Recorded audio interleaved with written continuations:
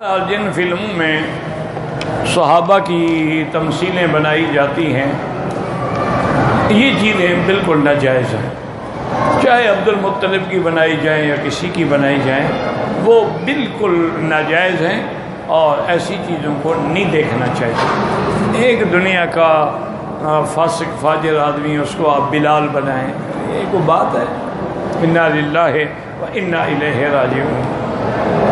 اہل کتاب ایمان والے ہیں، جو تھے ان میں ایمان والے، یعنی حضرت عیسیٰ کے زمانے میں بھی تین جماعتیں تھیں نا، ایک صحیح عیسیٰ پر ایمان لانے والے، اور ایک تھے جو عیسیٰ علیہ السلام کو بیٹا کہتے تھے، ایک تھے جو عیسیٰ علیہ السلام کو خود خدا کہتے تھے، ایک تھے جو ثالث و ثلاثہ کہتے تھے، وہ تو کافر تھے۔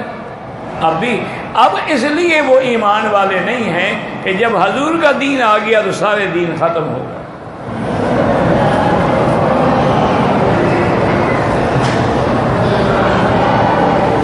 اگر 8 سال کا بچہ ہے، اس کا وضو وغیرہ درست نہ ہو، عمرہ ہو جائے گا، وہ بالغ ہی نہیں ہے، اس پہ حکم ہی نہیں ہے، کوئی پابندی نہیں ہے شریعت کی، وہ تو ویسے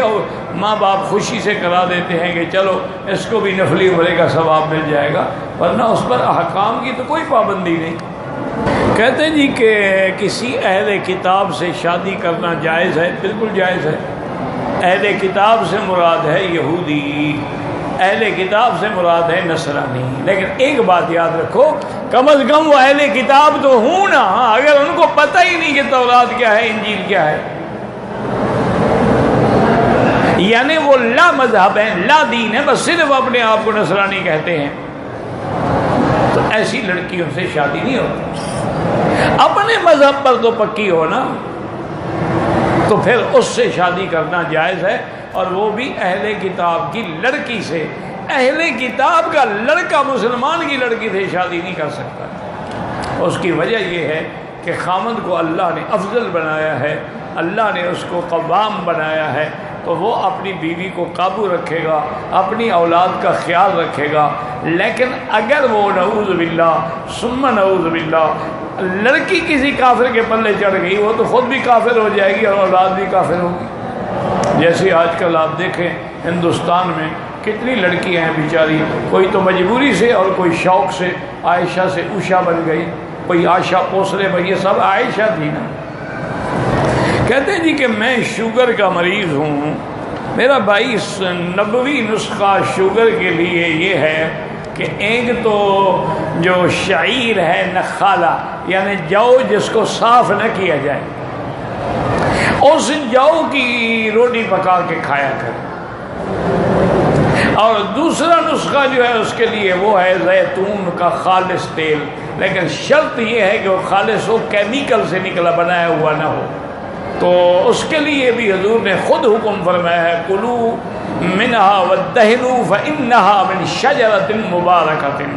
کہ یہ بڑے مبارک درخت سے نکلتا ہے، تو اس کے 2 چمچ چائے والے رات کو سوتے ہوئے اور 2 چمچ صبح نہار میں اٹھتے ہوئے، یعنی کلی کرنے سے بھی پہلے وہ پی لیں، تو انشاءاللہ ثم انشاءاللہ علماء نے بھی لکھا ہے اور ڈاکٹروں نے بھی لکھا ہے کہ پھر شوگر کنٹرول رہتی ہے۔ باقی ختم ہو جانا تو اللہ ہی ختم کر سکتے ہیں۔ یہ ماسک لگاتے ہیں الرجی سے بچنے کے لیے، نماز ہو جاتی، ہاں ہو جائے، قالین پہ جب سجدہ کرتے ہو تو وہ اگر کپڑا پہ سجدہ ہو گیا تو کیا ہو گیا؟ یہ قالین یہ تو اتنی موٹی ہے، ماسک تو کپڑے کی طرح ہوتا ہے، لیکن بہتر یہی ہوتا ہے کہ اس نماز کے دوران، خاص طور پہ فرضوں کے دوران میں اس کو ذرا ہٹا دیں تاکہ بلا وجہ اعتراض نہ رہے۔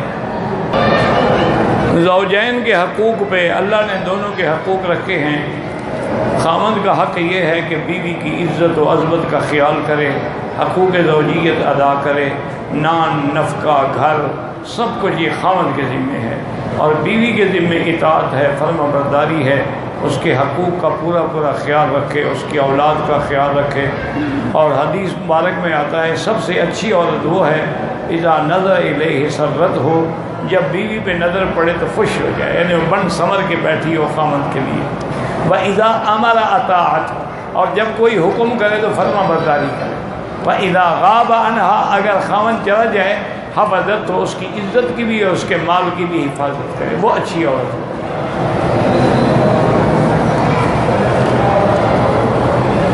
سورۃ یاسین پڑھ کے ثواب بھیجے، کوئی منع نہیں، لیکن یہ قبروں پہ بیٹھ کے پڑھانا جو ہے یہ ثابت نہیں۔ آپ خود پڑھیں، گھر میں بیٹھ کے پڑھیں اور دعا کریں اللہ اس کا ثواب فلاں کو عطا، یا تمام اس قبرستان والوں کو عطا فرما، کوئی کمی تھوڑی ہے ثواب میں۔ افضل یہ ہے کہ تہجد کی 4 رکعتیں ایک سلام سے پڑھی جائیں،